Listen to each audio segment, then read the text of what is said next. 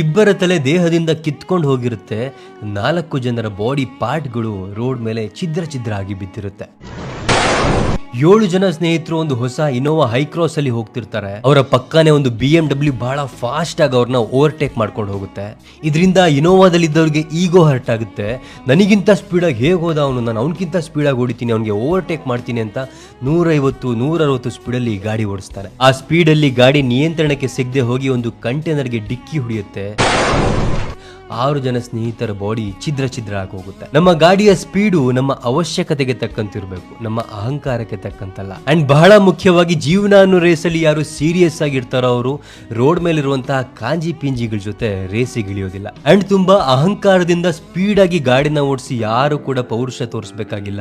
ಯಾರು ತಮ್ಮ ಜೊತೆಗಿರುವಂತವ್ರನ್ನ ಸೇಫ್ ಆಗಿ ಕಂಫರ್ಟೇಬಲ್ ಆಗಿ ದಡ ಸೇರಿಸ್ತಾನೋ ಅವನೊಬ್ಬ ನಿಜವಾದ ಡ್ರೈವರು, ಅವನೊಬ್ಬ ನಿಜವಾದ ಪುರುಷ.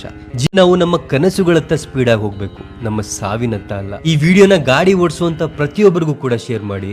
ಜವಾಬ್ದಾರಿಯಿಂದ ಗಾಡಿ ಓಡಿಸಕ್ ಹೇಳಿ. ಗಾಡಿ ಓಡಿಸುವಾಗ ಎಲ್ಲೂ ಕೂಡ ನಿಮ್ಮ ಅಹಂಕಾರವನ್ನ ಅಡ್ಡ ತರಬೇಡಿ ಅಂತ ಹೇಳಿ.